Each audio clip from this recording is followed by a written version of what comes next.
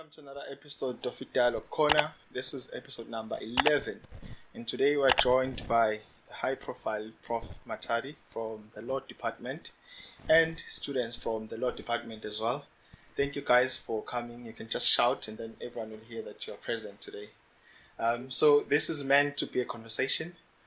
So feel free to barge in, ask any question that you want to ask, because the purpose of all of this is that we need to understand becoming a lawyer in an African context. Prof, before we get into the topic, how are you? I'm good, thanks. And you? Thank you. Thank you for inviting me. Thank you for showing up and making us a priority. I really appreciate it. Can you please just share your background and your upbringing with us? Okay. I'm Tolene Matadi Mafuku. I'm originally from the Democratic Republic of Congo. I was born in Kinshasa, the capital. I'm 47 years old and I'm married, a mother of 4. I'm also born in a family of 4. I'm the last one. Last one? Yes, the last born. Okay.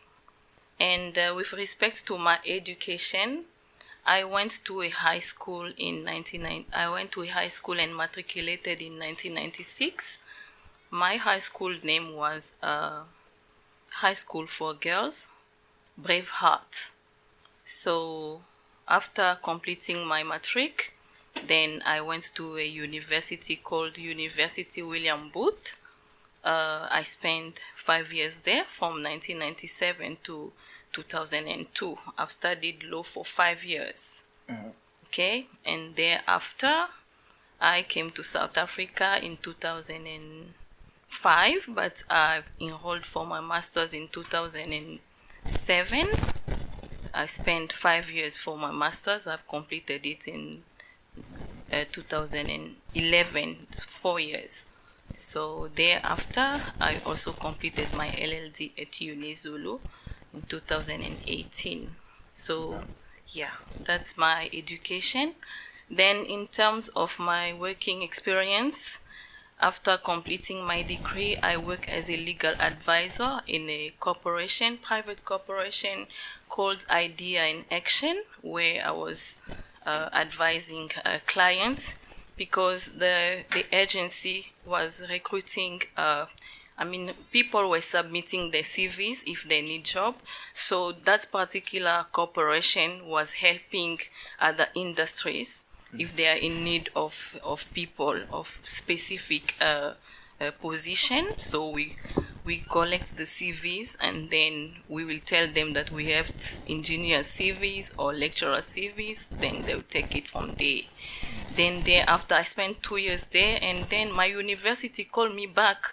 So where I completed my Bachelor of Law with distinction. So my university called me back for that, and they prefer to mentor me to become a lecturer by then. So I've started working as an assistant lecturer. And on the other side of law, we had to write our magisterial exam because I wanted to become a magistrate. So there's an exam that should be written for that. I've enlisted my name, so I was waiting for the time to go and write my exams. Then it happened that I had to come to South Africa to join my husband. So it's a hang day. Okay. The husband and the family, they're all here in South Africa? No, my husband came to South Africa to study because he got a bursary, and then he came to study math. So we were married, family-wise. In customary law, we were married. So according to the law, the wife has to follow the husband. What do you think of that, besides the law? Besides the law, because I was working and it was hard for me to just abandon my job to join my husband. But then in the same token, I was already trained as a lawyer, so I had to follow the law. Following the law means in family law, the wife should follow the husband wherever he would be. So I was just following the law. Okay. And then what inspired you to pursue law? Okay. I was not planning to do law, to pursue law as a career or study law. I wanted to become a journalist, but then my father advised me to do law because he thought that it would suit me best being a judge, specifically working in the children's court. I don't know why. He never told me why. What were the other siblings doing?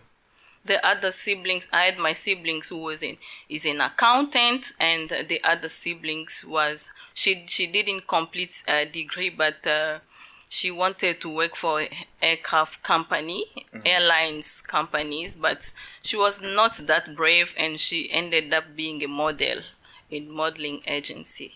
Okay. Yeah. Is So she owning it, or she's just a model? She was a model, and then Okay. she got married. Now she's just staying at home with the kids. Okay. Yeah, and then my elder brother is in Portugal working in the Congolese embassy in Portugal. So, in a nutshell, it's a family of academics. Not that much. I think I have the highest degree in my family. And Noted. also my father was also a professor. So I was just sharing the story. I didn't finish. Father then. like daughter. Yeah. Nice. Okay. So in terms of pursuing law, he's the one who motivated me to do so.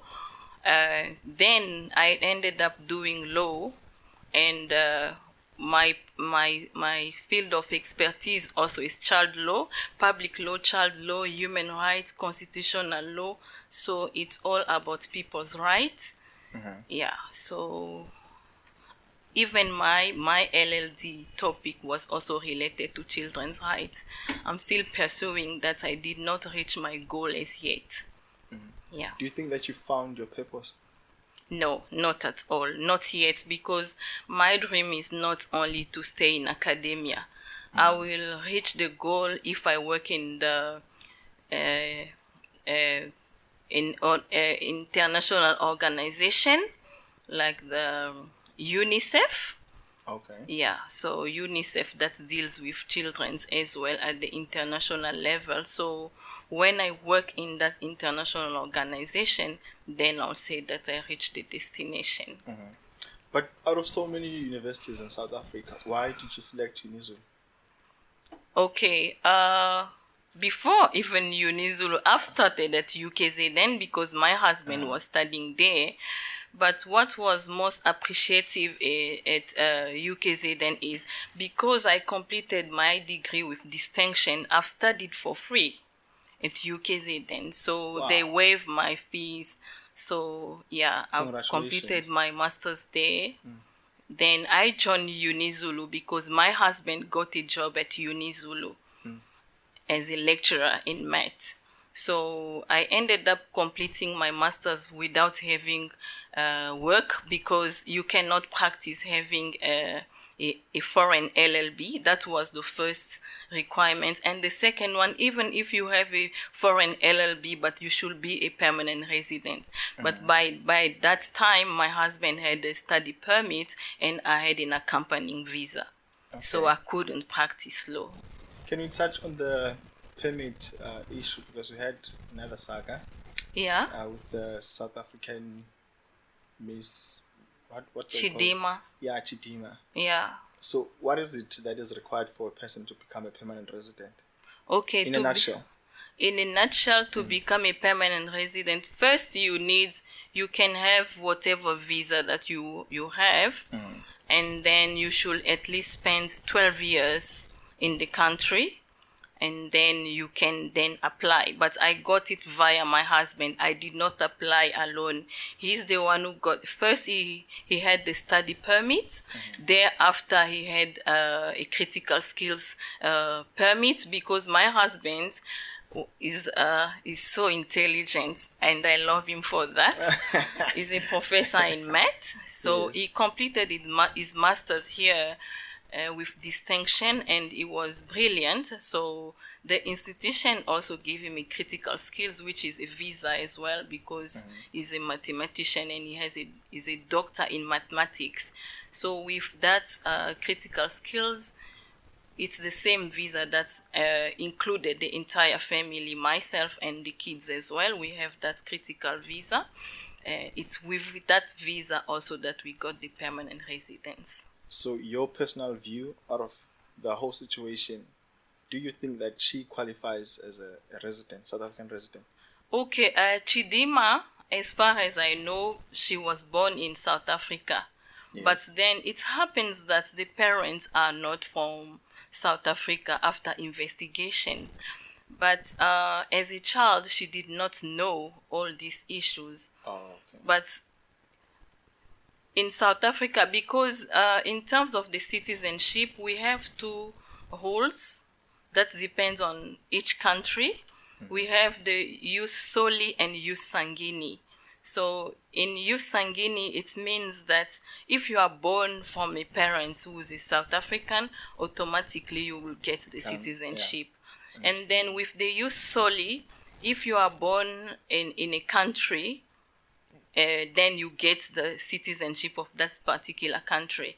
But in South Africa, we have the jus sanguini. So it's by blood, which means one of your parents should be a citizen and then you'll get the citizenship. Oh. Okay. Yeah. So now that with Chidima's case, the parent, it happens that the mother is no longer a South African, then it's a complex issue. But I've heard that she's also a law student. She can just defend her own rights because by then she was a child, and we all know, if we look at our section 28 of the Constitution, a child cannot remain stateless. She needs an identity. She needs a nationality. So now by then she was a child, and I do not know whether this decision should be retrospective, because if it's retrospective, it can happen that it will be unfair, because any retrospective decision that one can get should always be for the best interest and equity or fairness to do so. If they think that it's for the best interest or for fairness sake they should take away a citizenship, then let the law take its course. Thank you very much for that insight. So, Africa as a whole, we're always labeled as, so we have so many challenges. So, what challenges did you face during your academic journey? Okay, thank you for that question. Because I was a law student, and I know even currently students are facing so many challenges in terms of the law curriculum. So when I've studied law, we had 64 modules for this, because we studied for 4 years and then 1 year was for a practical training. So this is in Congo? Yes, in Congo. You study for 5 years. You cannot graduate in law without practicing law. Meaning you have to go and be exposed to Yes, you have to be exposed, and the supervisor will be there and assist you while you part of your internship. And then once you're done, you will be also scored for that. So for example, if it's out of 20, you score 18 out of 20. That is, these are your marks that will be included within your academic record that you also had a practical training. Then you will be able to graduate. Okay. Yeah. So the challenges that I faced, I will share both sides in South Africa and in Congo. Yeah. That's, you see, the benefit of being in African and international. You are international. Yes. So in Congo, we studied, we had 64 modules per our curriculum, and 16 modules per year, because we studied for 4 years, all these theoretical parts, and 1 year for. So when studying, the challenging part is that you have to pass all your modules in each level, or else you will not progress to the next level until you pass the module. Yeah. So, for example, we had 16 modules per year. level 1. It's not like you have to pass maybe 90% or 80%. You have to pass No, everything you have to pass everything to move to the second year. To move to the second year. All so right. if it happens that you fail 2 or 3 modules, You're out. Next year, no, you're not out. Next year, you will repeat the entire year only for those modules. That's the challenging part of doing law in that country. So then when it's only when you pass your outstanding modules, then you are allowed to progress to the next level. Okay. Yeah. Then for me, that motivated me to study hard. I did not have a boyfriend by then because I had to study hard and complete my degree. We always advise girls, by the way, to not have boyfriends, but they don't listen to us. But proceed. Okay. So that was the first challenge, studying hard, avoiding outstanding modules.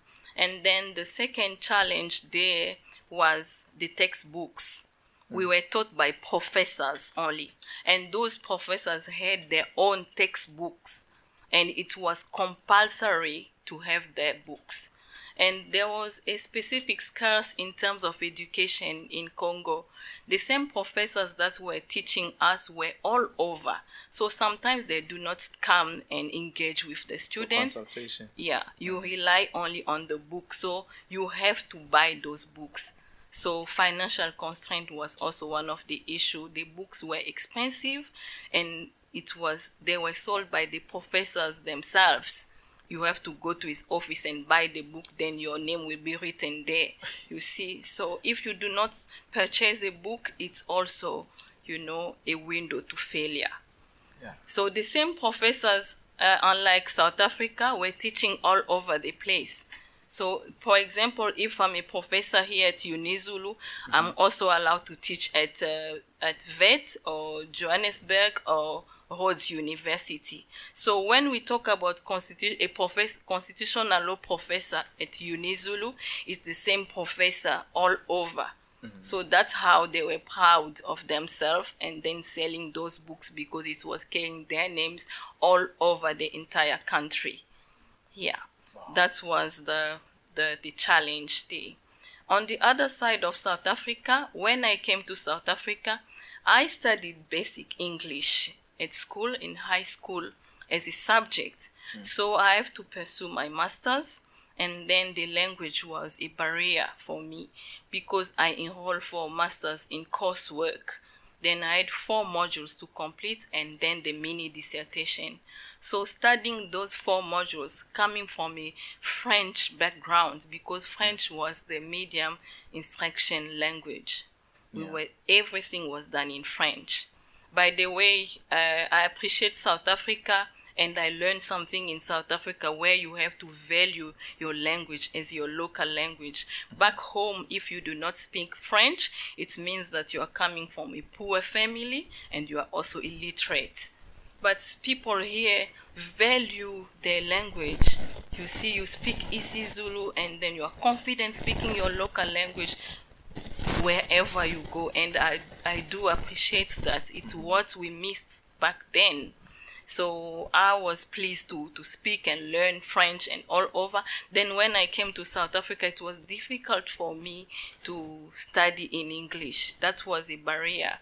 But then against all odds, because the professor who was the coordinator of that postgrad program noticed that I was struggling. Then he said, my dear, you can just complete your 4 modules and get a diploma, because it was a choice between a diploma and a degree. So you get your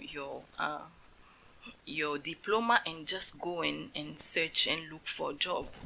But I say, Prof, no, I need a master's degree, not a diploma. A degree, I need a degree, so I will proceed.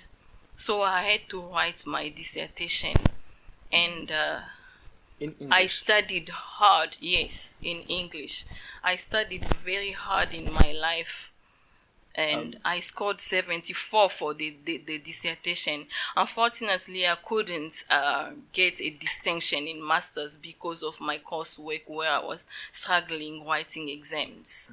Yeah, but I'm so proud of myself. I learn more at UKZ than in terms of research. So, yeah, that's I carry. How many languages do you know now? I speak Lingala, which is a local language. From Congo? Yes, from Congo. I speak French and also English now. Yes. And Yeah. isiZulu? isiZulu kancane kancane. Basically did it. Not bad. Yes. So, the books that were sold by the professors, were they written in French as well? Yes, they were written in French. Yes. That's colonialism, but it's fine. They were written in French, and yeah, you see, with the language now, I wish we could have also had local textbooks written in our local language to help students to understand better the content. Because something else that I would like to add as a challenge, I mean, it's a challenge now that I'm in South Africa. I noticed that the students are always seeking for scope before writing the test or exams. We did not get such. So if your book contains 12 chapters, You need to know the all the professor will chapters. tell you to study, to cover all the 12 chapters.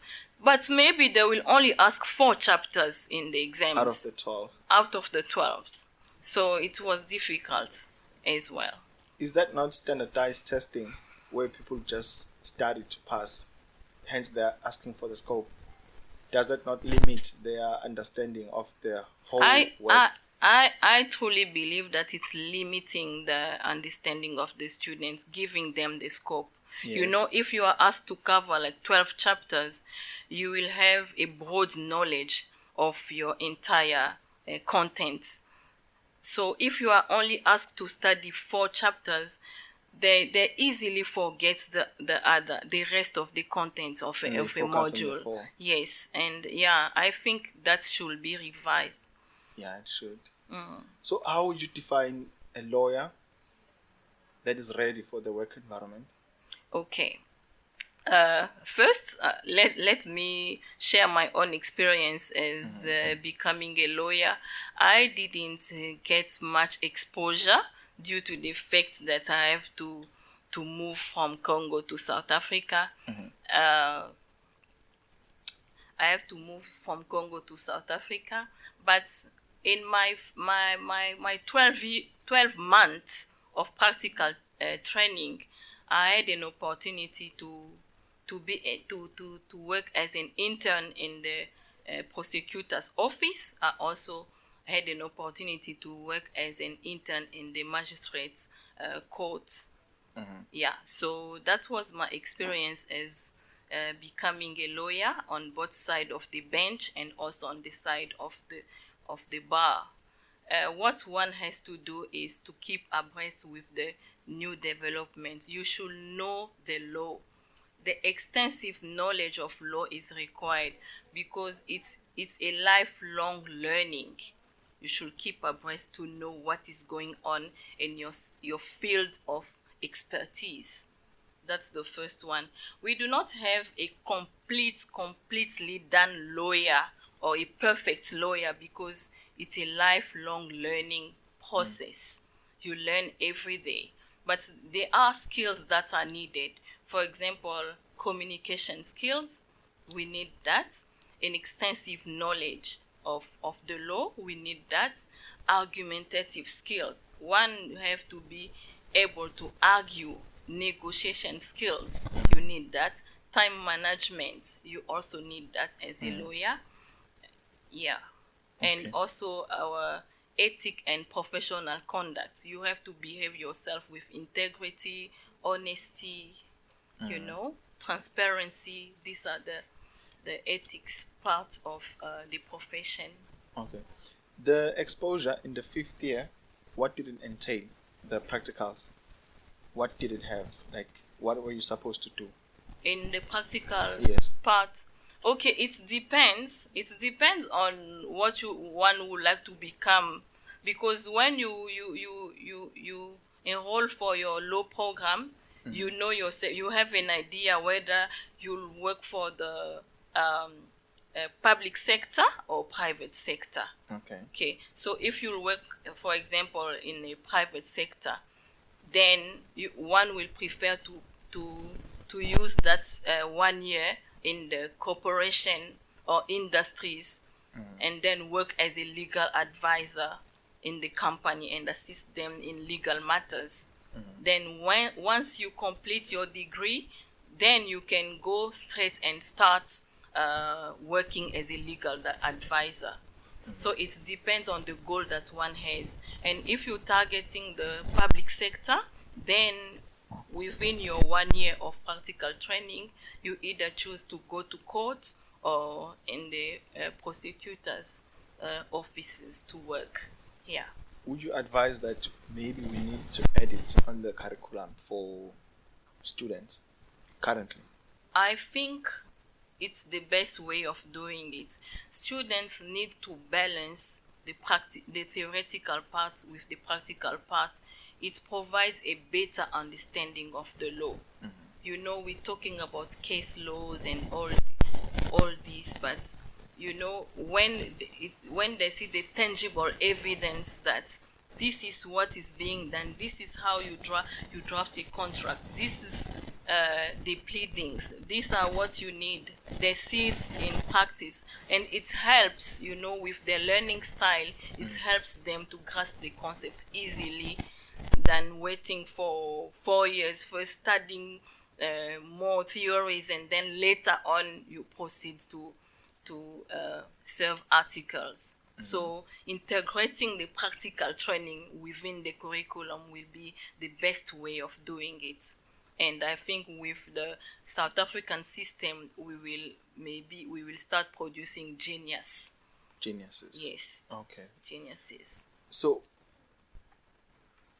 the process of having it maybe applied in this institution, how steep would it be to have that applied? I think having a Bachelor of Law program within the institution does not depend only on the institution. Okay. Remember, we have regulatory bodies like CHE, Council on Higher Education, and they have a specific framework that one needs to follow in terms of the Bachelor of Law programs. So from level 1 to level 4, we are aware of what needs to be covered and so forth. So yeah, it's this framework that can perhaps hinder the process of integrating the practical training, because some perhaps will question and stating that it will change the entire curriculum, maybe we do not have available resources to do so. So we need the buy-in of regulatory bodies. Okay. Yes. Okay, that would be good. In terms of the cultures of the two African countries that you've been to, how differ are they in terms of practicing law? Okay. In the Congo, first, what we should know, we have different legal systems. Okay. We have the legal systems that are part of the civil law, legal systems that are focusing on common law, religious law, customary laws. We have those. So in the Congo part or legal system, we have the civil law system, legal system, which is a reflection of Roman law, and there it's not the focus or the emphasis is not more on the case laws, you see, or judicial precedent, the court's decision. We have everything is codified in a single code. Like if we're talking about civil matters, we have a civil code where you find all the private matters related to family law, property, contracts.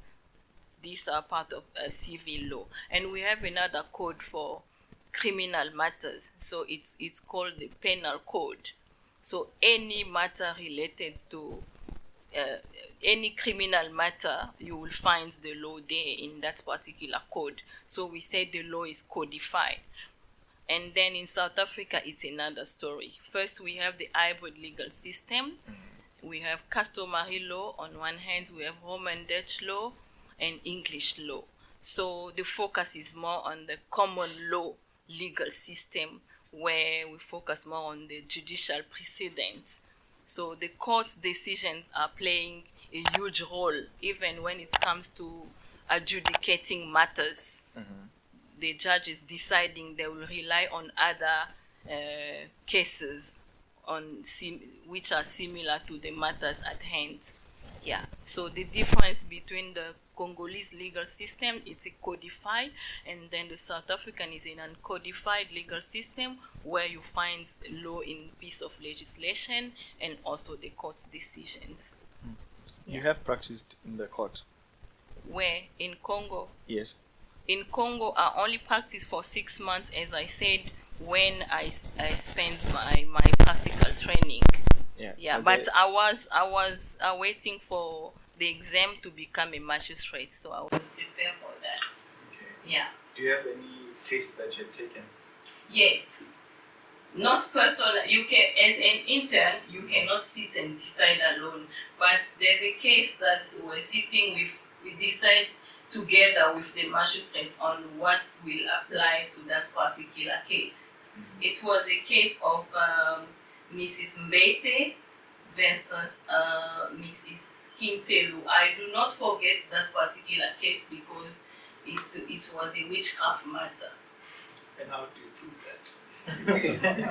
Okay, that's the reason why I do not forget the case, because Mrs. Mbete was the owner of a particular property, and then that Miss Kintelu was renting within Mrs. Mbete's property, and she had a daughter, an 8-year-old daughter.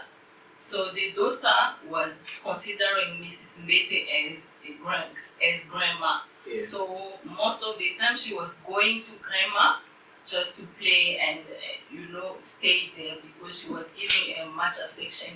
The lady was a single mother. Okay, so in that particular case, the Mrs. Mbete introduced that little girl to a witchcraft. So every night they were going somewhere. Apparently, the way that the child was testifying in court was, Coco will take me every night.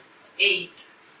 Then she will say that Coco will take me every night. We go to a party, and in that party, Mama, we only eat meat.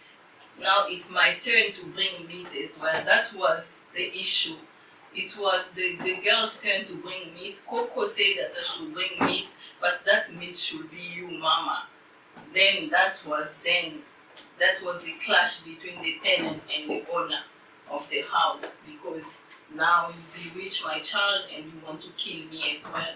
So the issue was known all over the streets, because back home it's the life that's like the life that we have in Umlazi, or it's okay. So it's the community, it's a community life where you can go to someone else and ask for salt or onion. It's like that back home as well.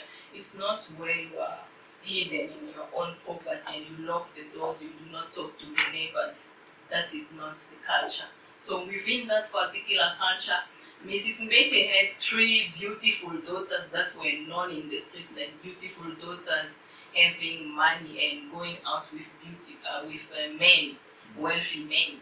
But now that the other lady learned about the witchcraft issue, then she was so upset and she damaged their reputation. She told everyone in the community that Mama Mbete was a witch. Then they brought the matter to court because of the reputation that was damaged. The child testified, but Mama Mbete won the case. She was compensated because we couldn't prove witchcraft. Up until now, even in South Africa, when it comes to dealing with witchcraft cases, I think people are still losing the case if you are an applicant bringing that. But in that particular case, the lady was the defendant. She was just saying, no, I spread the words because they bewitch my child and they want to kill me. but she did not. She lost, and she had to compensate Mama Bete for that. For accusing her. Yeah. No, Mama Bete, because she's the one. The other lady, Kintelu, was the one who sprayed the rumors that the Mama Bete was a witch.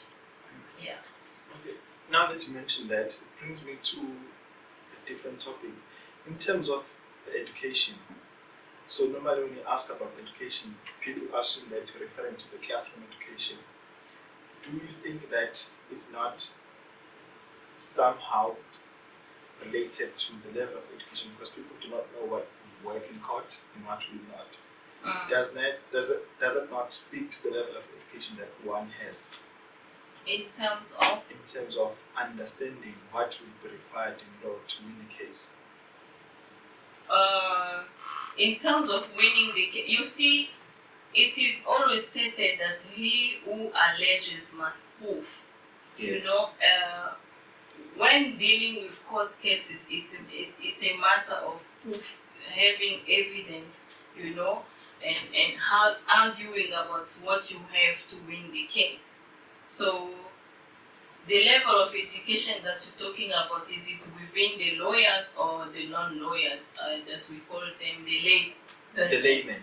Yeah, the So laymen. my question was going to further go to, do we need to have education for law to the normal person, normal citizens, as in having introduced maybe to high school? Because we've had cases whereby a person, I'm going to use this example, I don't like it, but a person gets raped and then they wait for a year and then they go and report, and then the culprit somehow evades punishment. Is that not level of education or understanding in terms of when to use the time or what to do? Okay, and in that case, I think public awareness will play a huge role. Those that are aware of law, those that know the law, needs to assist the laymen or lay people. There is a need of awareness of people knowing their rights, knowing the law. As you said, as you asked the question, perhaps integrating law in high school, so that learners will know about their rights and responsibilities. But integrating that as a specific subject in high school, I don't know how much it's gonna cost, and all the barriers that we face when one stands to change the curriculum. But it will help learners in terms of the critical thinking, and also it's gonna assist in an early awareness of their rights and responsibility. But the truth is, the community needs to be aware of their rights and responsibility.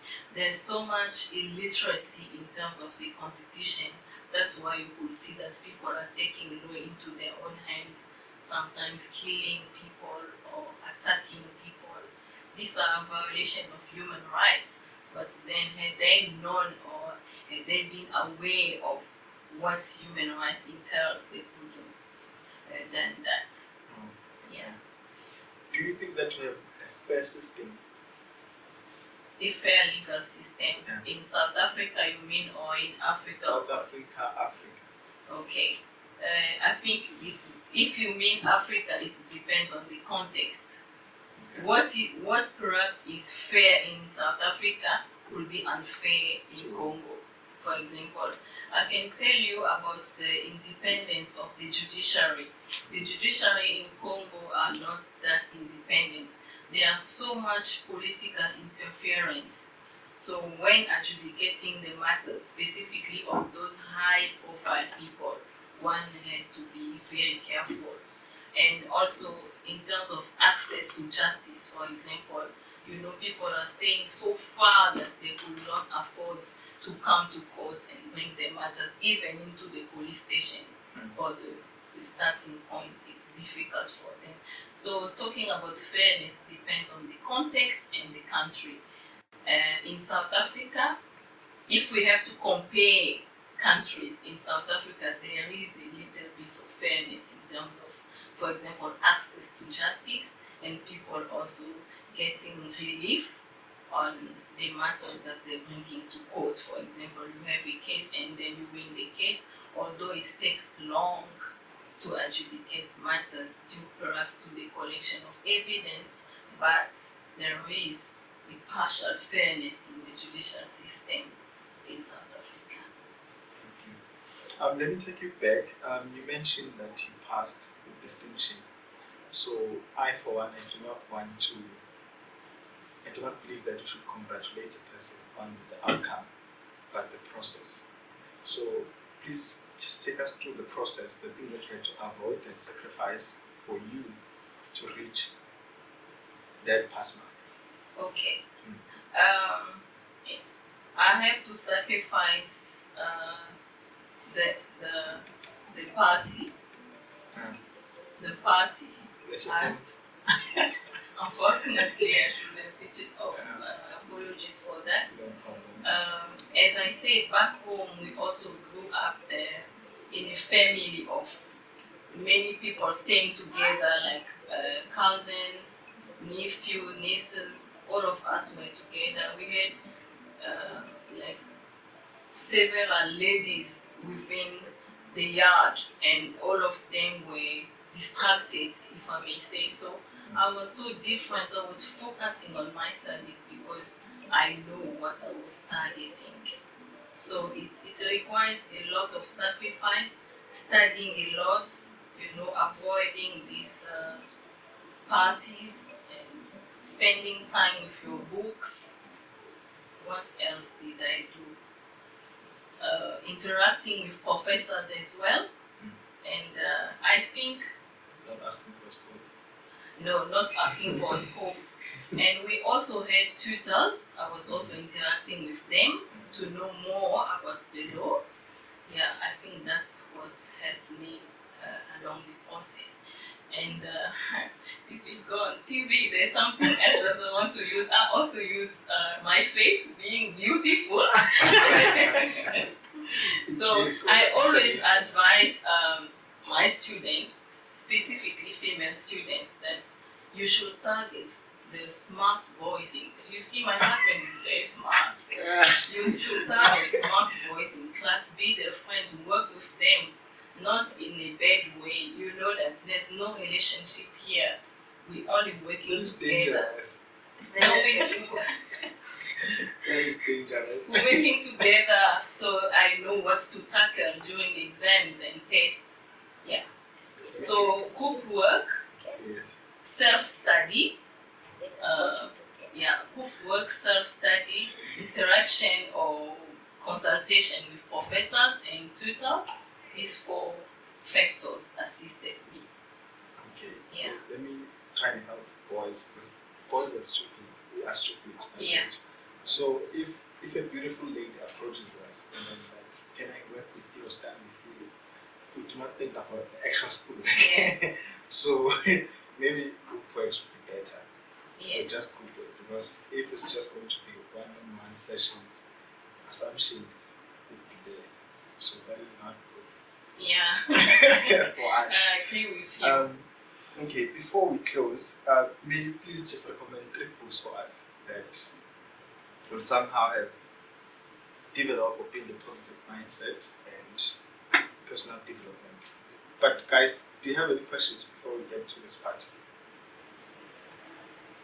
No questions so far. Alright, let's proceed. And you, my brilliant students, will ask a question. Okay, there's a question. Okay. Thank you. I would like to just thank the professor for being here and thanking the host for inviting us to take part in this discussion. I'd like to find out about how this 5th year of training was. 1 year, you mean? Yeah, the 1 year, the 5th one. The 5th, yes, Yeah, the 5th year. Yes, 5th year. So after that year, you get admitted, you apply to court for admission, or you go straight into practice. And if you do go straight into practice, for instance, you go and become a magistrate, isn't it better to have years of experience first and be able to understand the law be able to understand the repercussions of your actions or your judgments before you are allowed to decide on matters. Thank you. Can I respond? Yes, please respond. That is a very good question, Mr. Daile, because I forgot to elaborate in that respect. After completing your practical training, yes, once you graduate, one is allowed to not to go and practice because there are still this bar exam and magisterial exam. So it's there when you will be testing your competence of practicing. So you could see the difference here when you complete 4 years and then you go and serve 2 years articles or 1 year pupillage, then you write your bar exam. But here, after 5 years, you go and write the exam. There's no need of serving again the clerkship or pupillage. You write your exam first. Once you pass your exam, and then you get admitted, and then now within a specific law firm, you will not be exposed directly to assisting clients or whatever. You will be considered as, they call it in French, avocat stagiaire, which means you are an intern attorney or advocate. So you will be admitted already, but then you will serve 2 years already admitted, not after admission, but before admission. I don't know whether it makes sense. Okay, what I'm trying to say is when you complete 5 years of your study, okay, there is an exam that you will write. There's no need of saying that before writing the exam you should serve 2 years articles. No, you will write the exam. Once you pass the exam, you are admitted. Then, after being admitted, you can serve in any corporation or law firm. But they will give you now an opportunity to be an intern as well for 2 years. After the 2 years, you will get a certificate now to practice. Yeah. But then you are admitted already. So now with that admission, you can also become a legal advisor if you do not want to follow the route of practicing. A legal advisor in a company, for example. You can do that. In terms of magisterial admission as well, to become a magistrate or a judge, you also have to write an exam for that. You write an exam, yes. If you pass the exam for magistrates and judges, after passing the exam, you will now be appointed by the president, and then there will be what we call a proclamation, a list. You will follow on TV that they say magistrate Mafuku MATADI. You are appointed by the president. That's how it works, and people are so proud. And yeah, it's not just a matter of public hearing where you come in, you are being interviewed or they select only few people. No, it's your competence. You have to write the exam and then notice that you are competent. Then you will be appointed by the president and you will be sent wherever. You're not choosing. You go there in Polo Kwale as a magistrate to serve there by order of the president of the republic. Yeah. I hope that provides clarity. Also, from what I heard, is that is practiced in Congo. Yes. That's the process of becoming a lawyer. Yes. Yeah. So we can just leave the proposal to the institution that we can have something similar here at UNIZULU. Not only UNIZULU by itself cannot decide to change the law program. We have the South African Law Deans Association, we have the Council of Higher Education, we have the Legal Practice Council. We have the Legal Practice Council. So yeah, these are regulatory bodies that we need permission to. If they allow, then we can change the curriculum. Right. I assume we have another question. Okay. Guys, feel free to ask questions. You never find other opportunities like this. Yeah, you do not have that opportunity in class. You can know me better now. Yes. Greetings, Prof. Yes, Bafana. Ms. Bafana. You did mention that one thing I love that is that you did mention you specialize in human rights, and also you mentioned something about witchcraft. So my question on witchcraft, Mr. Taile once mentioned something to me that in South Africa we have something called the Witchcraft Act, in which Witchcraft Act. yes, it was very foreign to me. I had to search it out. So I studied law, but I didn't have knowledge of such.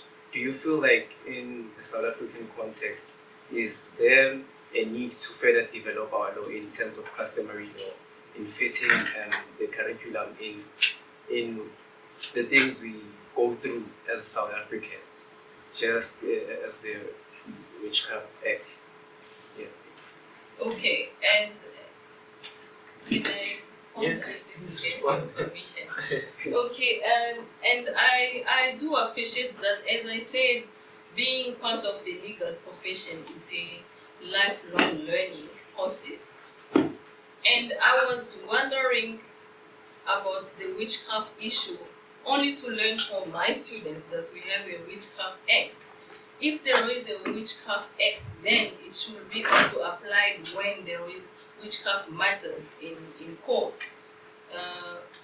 Recently, I've discussed with one of my colleagues about a witchcraft issue where someone brought a matter to court, the applicant stating that the defendant was about attempted to kill him, stating that the applicant was a witch, and they used a gun. He tried to shoot the applicant, but the applicant, he was shooting, but something happened there. The applicant didn't die. Then he brought the matter to court, stating that this defendant is trying to kill me. And the magistrate, while he was sitting, he mentioned, privately.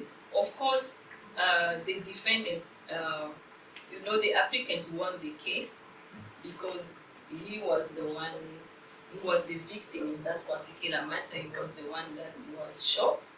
But privately, the magistrate told him that I know you are losing something, but we cannot prove that in the court of law. You use something to protect yourself. That's why you were not shot. I know, I'm fully aware of that, but I cannot disclose that discussion in the courtroom. So having an act like that, the magistrate could have perhaps looked at the law, what the law says about it, or has there been any judicial precedent before that used the same case, and then they proceed. So I've learned about the Witchcraft Act. I will also conduct my own research and know more about it, because it was, you see, as I say, up until now I still remember Mama Mbete's issue of witchcraft, because she shouldn't won that particular case by then, because she was really a witch by what the child was saying, by listening to what the child was saying, but there were no evidence. So in terms of developing customary law is already part of South African law. Remember, we mentioned that it's a hybrid legal system. So then we have to take consideration, we have to develop customary law, and it's also part of the constitution that when deciding we have to look at customary law issues as well. So I agree with you that it should be developed and taken into consideration in a broader extent. Yeah. I have another question. Professor, I wanted to ask, how has your Congolese background influenced your approach in teaching or as an academic in South Africa? Well, that's a good one. I like that question. It influenced my teaching approach in terms of comparative study and also motivating my students to think, you know, beyond the South African borders. I always repeat that in class. We mentioned in our mission as an institution that we need to produce students that are globally competitive. So we cannot stuck as prospective lawyers only dealing with South African matters. So the influence in my teaching approach is to motivate my students that life does not end in South Africa. You can also travel abroad and find life. So if you have an opportunity to travel to know more about the legal system, please do so. Please do so. Travel, learn more. So that comparative analysis is always behind my back when I'm teaching my students. I always motivate them to think beyond the South African borders and think as international lawyers, not only domestic lawyers. Yeah, I always motivate them in that sense. In fact, you can testify, some of you are here, whether I motivate you to think internationally. Are there any questions from the floor? Okay. You have a follow-up question? Please. What initiatives do you believe are essential for promoting positive integrating on reducing the issue of xenophobia? This is just for my research study. I'm sorry, I just from you.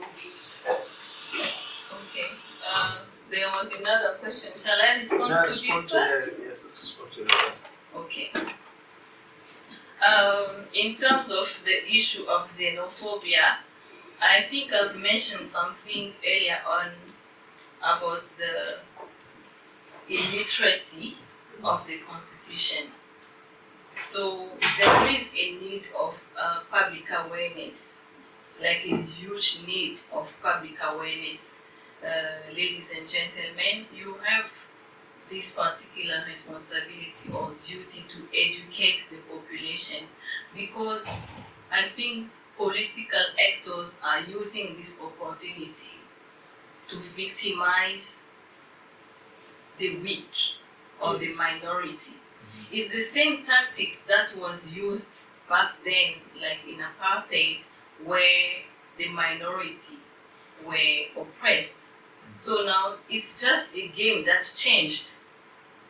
Black people oppressing other black people within the same continent, within the same country, and then trying to portray as if foreigners are stealing locals' job. Ladies and gentlemen, I can tell you, and I've been motivating students, telling them that excellence has a language, and also the table of greatness is so huge. There are so many spaces. What one should ask himself or herself is, what is your contribution to the table of greatness? So political actors are using their minds, or are using innocent people, playing with their minds, showing that foreigners are stealing people's job, so that the community will be upset and attack other brothers and sisters trying to find a way of living in South Africa. Yeah, and fighting for crimes. You know, if we have to arrest all the illegal foreigners and try to find out whether crime will really stop in South Africa, then we can blame them. You know, and I'm always reluctant discussing the xenophobic issues, because one will say, because she's a non-South African, but I'm also a human rights activist. So I'm not talking here wearing my hat as a non-South African, but as a human rights activist. We need to educate the mass. We need to educate the public, the community. We need to educate them about human rights. What is human rights? Why do we have to protect these rights? It's by the mere fact that we are human beings, we are entitled to dignity.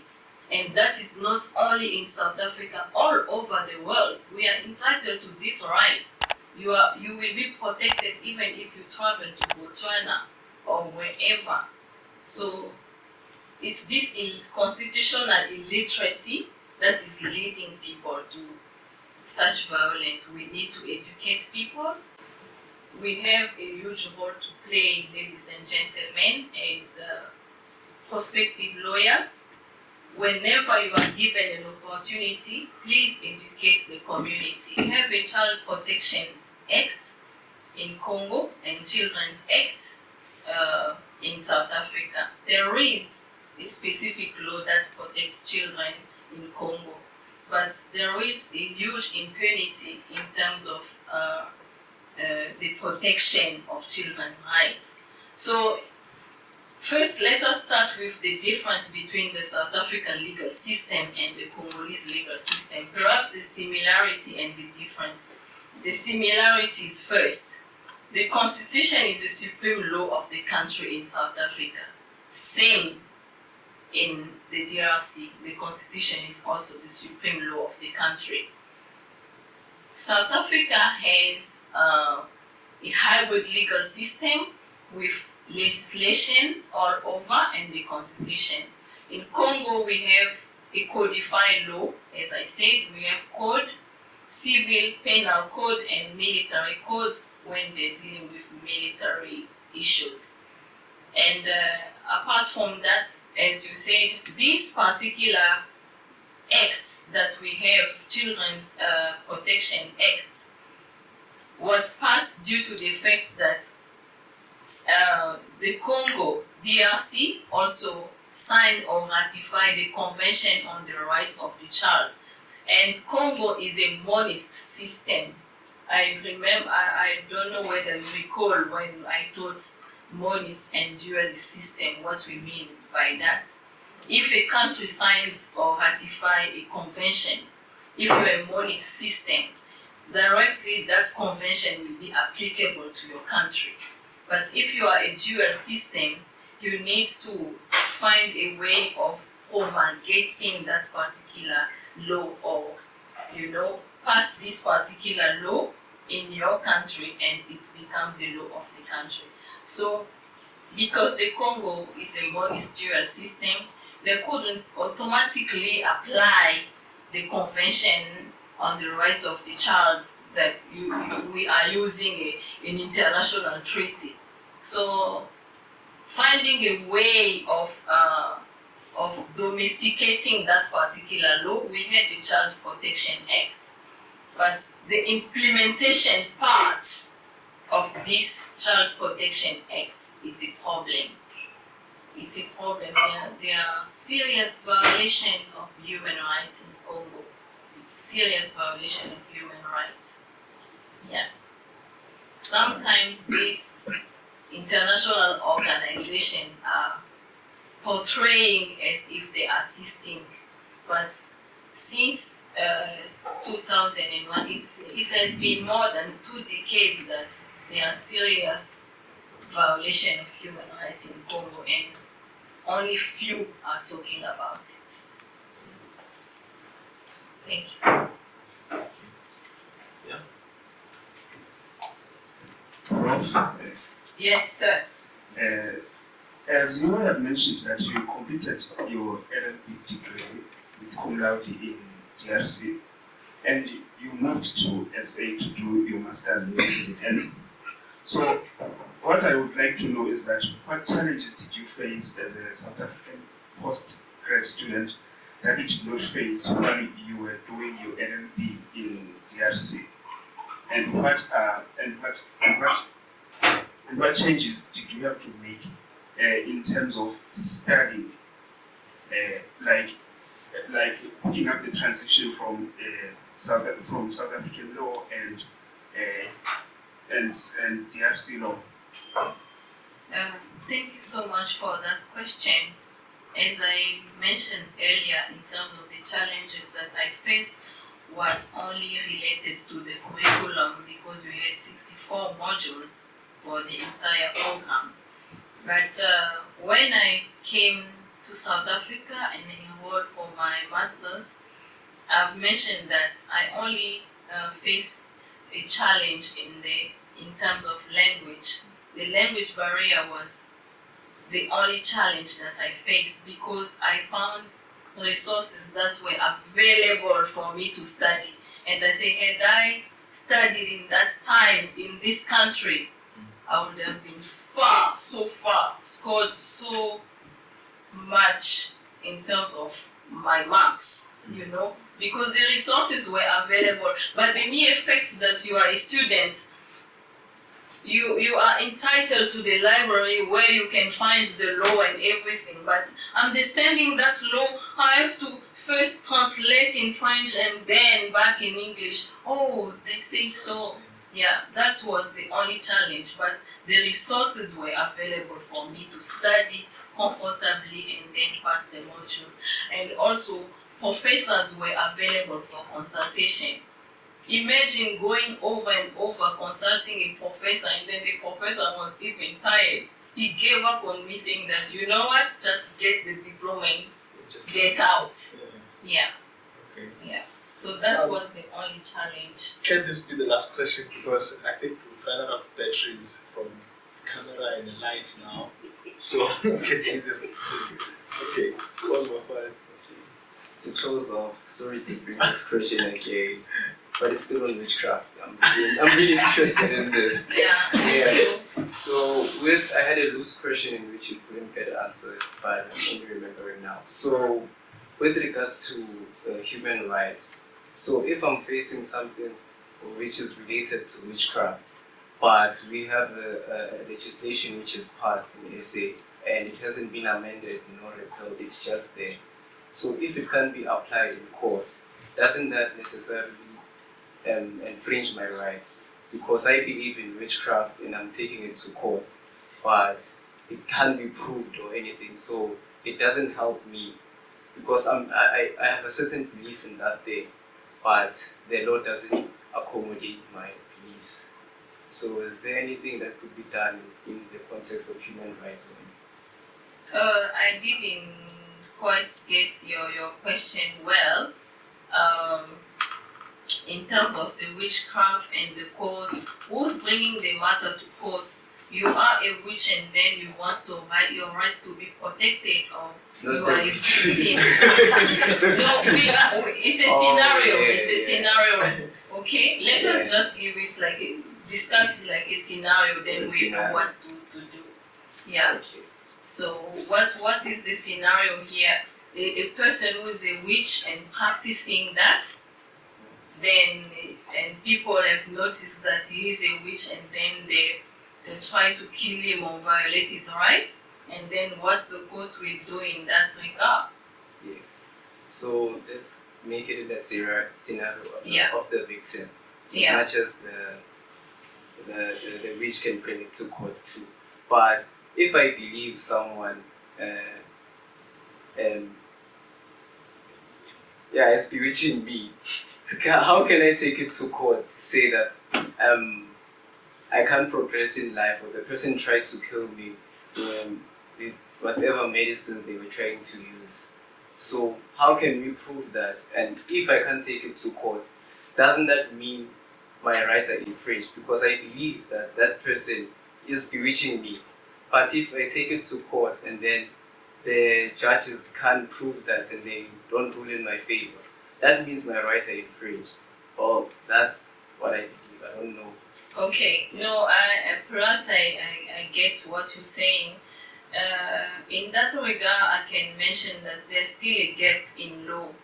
There's still a gap that's, and I'm very interested now to go and deep more about the Witchcraft Act and learn more about it, because I didn't know about this Witchcraft Act, but I know any matter related to witchcraft, when it's brought to court and you are the applicant claiming that you've been bewitched, they always lose the case.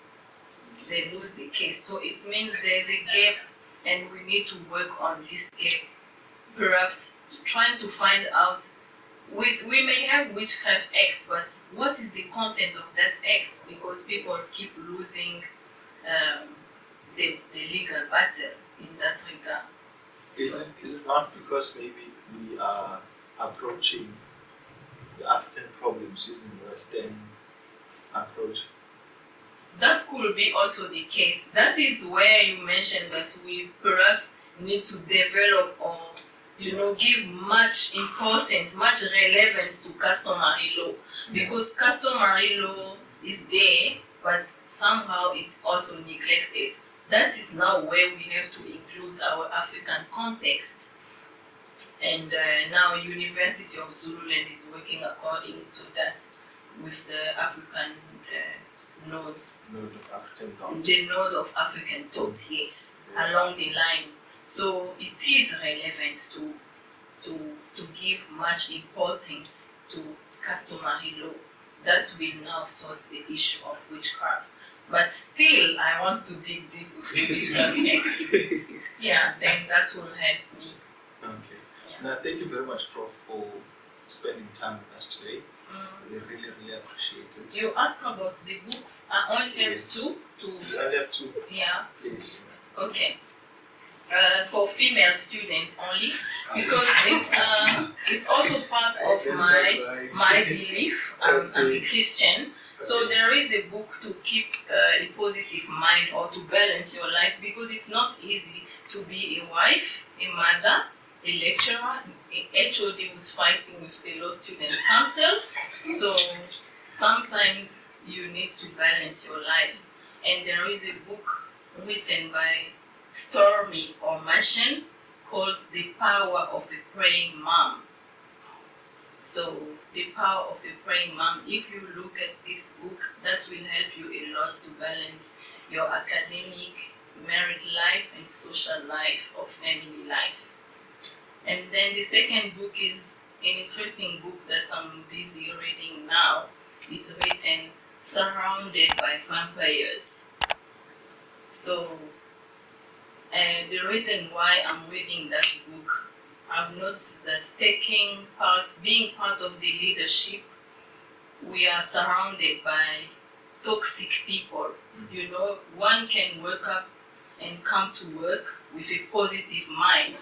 One would like to keep a positive mind, but only to find out that we have vampires, suckers who are around bringing bad news to the office, discussing about others as if they were perfect, just to disturb your mind. So to keep a positive mind, you need to read that book by Thomas Erickson. It's Surrounded by Vampires. I think guys can also read that. Yeah, everyone can read that book. Everyone. Yeah. And then the third one is in French, but perhaps you can also look for an English version of that. It's a book called, let me say it in French first, L'art de manipuler et ne pas être manipulé. So in other words, Sounds nice. it's the art to manipulate people, the art to manipulate people. So that is for lawyers, the art to manipulate, not to be manipulated. Yeah, it's written by Pierre Reynaud. Pierre is also a French author, but I think you'll find the English version. So in that particular book, you will learn how to use people expression and turn it into your favor. So it's teaching you how to manipulate people, and we need that as a negotiation or argumentative skills as lawyers. We need to manipulate, but not to lie. Thank you. Yeah, as we close, this is an educational channel, and we want to emphasize and trying to educate as many people as we can. We believe that there is a minority that is at university, and then there are many people who are outside. So we want to try and interpret or transfer the message in a layman's language as much as we can. So thank you very much again for making time for us today, and we hope that we'll get another episode somewhere in September. Yeah. So thank you guys for coming and making us a priority as well. Please don't forget to subscribe. It's important to subscribe and ask your friends to subscribe as well. Thank you very much. Ciao.